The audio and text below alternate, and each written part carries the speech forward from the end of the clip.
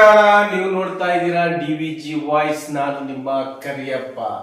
ಇವತ್ತು ವಿ2 ಸೂರ್ಯ ಹಾಗೂ ಸಂಧ್ಯಾ ಅವ್ರದ್ದು ಒಂದು ವಿಡಿಯೋ ಸಿಕ್ಕಾಬಟ್ಟೆ ವೈರಲ್ ಆಗ್ತಾ ಇತ್ತು ಕಣ್ರಿ.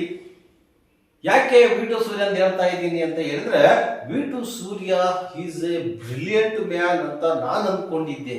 ಬಟ್ ಈ ಮಟ್ಟಕ್ಕೆ ಹೋಗ್ತಾನೆ ಅಂತ ಖಂಡಿತವಾಗಿಯೂ ನಾನು ಅನ್ಕೊಂಡಿರ್ಲಿಲ್ಲ.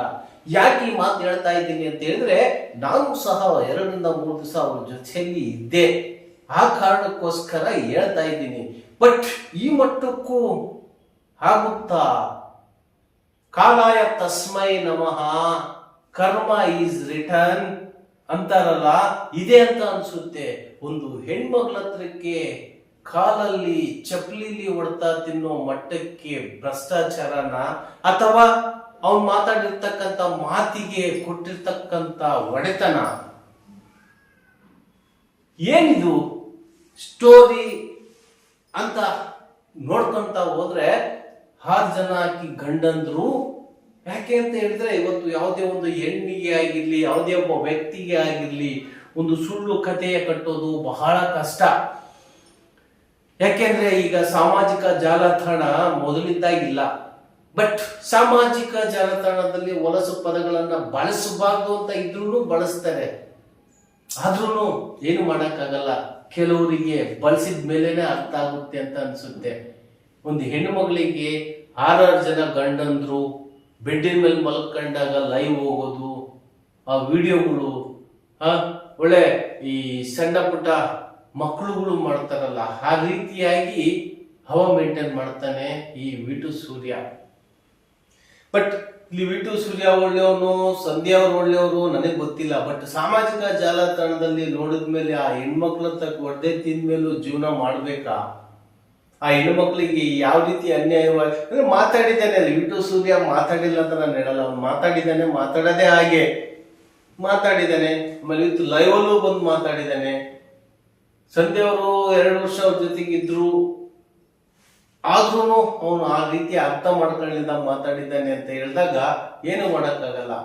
ಯಾಕಂದ್ರೆ ಭಾರತದಲ್ಲಿದ್ದೀವಿ, ಪ್ರಜಾಪ್ರಭುತ್ವದಲ್ಲಿದ್ದೀವಿ ಅಂತ ಹೇಳಿದಾಗ ಒಬ್ರಿಗೊಬ್ರು ಅಂಡರ್ಸ್ಟ್ಯಾಂಡಿಂಗ್ ಇದ್ರೆ ಮಾತ್ರ ಲೈಫು ಅಲ್ವಾ.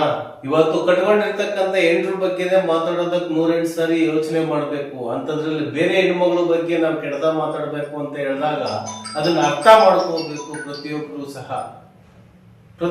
ಸಹ ಅರ್ಥ ಮಾಡ್ಕೋಬೇಕು.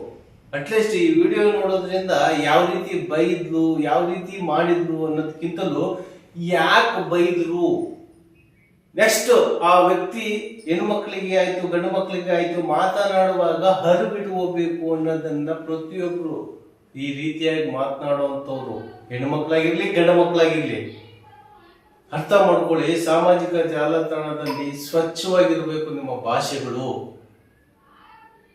ಅದೇ ರೀತಿಯಾಗಿ 4 ಜನಕ್ಕೆ ಮಾದರಿಯಾಗಿರ್ಬೇಕು. ನೋಡಿ ಯಾವ ರೀತಿ ಅವ್ರು ಬೈತಾಳೆ, ನೋಡ್ಕೊಂಡು ಬನ್ನಿ. ಬಟ್ ಈ ವಿಡಿಯೋವನ್ನ ಪ್ರತಿಯೊಬ್ರು ನೋಡಿ. ಯಾರು ಇಲ್ಲಿಯವರೆಗೂ ನಮ್ಮ ಡಿವಿಜಿ ವಾಯ್ಸ್ ಸಬ್ಸ್ಕ್ರೈಬ್ ಆಗಿಲ್ಲ, ಪ್ರತಿಯೊಬ್ರು ಸಬ್ಸ್ಕ್ರೈಬ್ ಆಗಿ, ಲೈಕ್ ಮಾಡಿ, ಶೇರ್ ಮಾಡಿ. ನಿಮ್ಮ ಅನಿಸಿಕೆ ಅಭಿಪ್ರಾಯಗಳನ್ನ ಕಾಮೆಂಟ್ ಮೂಲಕ ತಿಳಿಸಿ. ಯಾಕೆಂದ್ರೆ ಇದು ನಿಮ್ಮದೇ ಧ್ವನಿ, ನಿಮ್ಮದೇ ಶಕ್ತಿ. ನಮಸ್ಕಾರ.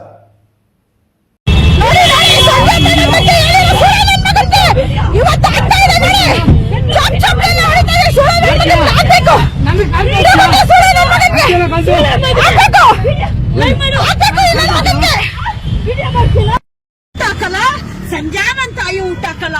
ಸಂಧ್ಯಾನ ಮತ್ತೆ ಊಟ ಹಾಕೋಷ್ಟು ಚೆಲ್ತಾಳೆ, ನೀರು ಸಾಂಬಾರ್ ಚೆಲ್ತಾಳೆ. ಸಂಜಾನಂಗೆ ಆಕ್ಸಿಡೆಂಟ್ ಆದಾಗ ಸಂಧ್ಯಾನ ನಾನು ಏನು ನನ್ನ ಬಿಡೋಲೆ, ನಿನ್ನ ಮುಟ್ಬೇಡ. ಮಾಟ ಮಂತ್ರದವನೇ, ಮಾಟ ಮಂತ್ರದ ಸುಳ ಮಗನೇ, ನನ್ನ ಜೀವನ ಸರ್ವನಾಶ ಮಾಡ್ದವನೇ. 2 ವರ್ಷ ನನ್ನ ಜೀವನ ನರಕ ತರಿಸ್ಬಿಟ್ಟಲ್ಲರೋ. ಏನೋ ದೊಡ್ಡ ಸೂಟಿ ಪುಟ್ಟಕೊಂಡ್ ಪುರುಷ ಆಯೋಗನ ನೀನು ಕರ್ಕೊಂಡ್ ಬರ್ತೀಯ. ಹುಡುಗಿ ಯಾರನ್ನ ಕರ್ಕೊಂಡ್ ಬರ್ತೀಯ? ಎಷ್ಟ್ ಜನ ಹುಡುಗನ್ನ ನಿಲ್ಸಿದ್ದೆ? ಏನೋ ಯಾವನವನ ವಿಶಾಲ್ ಕೈಲಿ ಏನಂದೆ ನೀನು? ವಿಶಾಲ್ ಅಂತ ಏನೋ ಅನ್ಸ್ದೆ? ಕೇಳಿಸ್ತಾನ ಕರ್ಸೋ ಇವಾಗ ಕೇಳಿ. ಅವನು ನಾನ್ ರೆಡಿಯಾಗಿ ನಿಂತಿರ್ತೀನಿ ಪಬ್ಲಿಕ್ ಕರಿಯಲ್ಲ ವಿಶಾಲ್ನ. ಕಳಿಸ್ತೀನಿ ನಿನ್ನ ಹಾಸ್ಪಿಟ್ಲಿಗೆ ಸೇರಿಸ್ಬೇಕ ನಿನ್ನ ಮುಂಡೆ ಮಗನ. ನಮ್ ಪಾಡ್ನ ಹೋಗ್ತಾ ಇದ್ರೆ ಯಾವನ ಅದ್ರಲ್ಲಿ ವಿಶಾಲ್ ಅಂತ ಯಾಕು ವಿಶಾಲ್ ಅಂತ ಇದೆ ಯಾಕ ಸೂಳೆ ಮಗನ್ ಗೇಮಿಂಡ್ರಿ ಮಗನು ಗಾಡಿ ಅಡ್ಡಾಕಿ ವಿಶಾಲ್ ತುಣ್ಣ ಕುಡಿಯೋ ವಿಶಾಲ್ ಇಟ್ಕೊಂಡಿದಾನಲ್ಲ ಅವ್ಳು ತುಣ್ಣಕ್ದೇನೋ ಗಂಡು ನಿನ್ ಸಮಸ್ಯೆಗೆ ಬಂದಿದ್ದೇನ ನಾನು ನಿನ್ ಸಮಸ್ಯೆಗೆ ಬಂದಿದ್ದೇನೋ ಲವ್ ಇಂತ ರಕ್ತ ಸೋರ್ಸಿ ನನ್ನ ನರ್ಕ ತೋರಿಸಿರೋಂತ 7 ಮಿಂಡ್ರಿ ಸೂಳೆ ಮಗ ನೀನು ಏನೇಳ 7 ಮಿಂಡ್ರಿ ಸೂಳೆ ಮಗ ನೀನು ನನ್ನ ಮನೆಗೆ ಕರ್ಕೊಂಡು ಹೋಗ್ತೀನಿ ನನ್ನ ಮನೆಗೆ ಕರ್ಕೊಂಡು ಹೋಗ್ತೀನಿ ನಡೀರಿ ಹೇಳ್ತೀನಿ ಒಂದ್ ಕಾರ್ ರಿಪೇರಿ ಮಾಡಿಸ್ಕೊಡ್ಬೇಕು ಬಿಟ್ಬಿಡ್ತೀರ ಅವನ್ನ ಅಲ್ಲ ಬಿಟ್ಬಿಡ್ತೀನ ಹಣ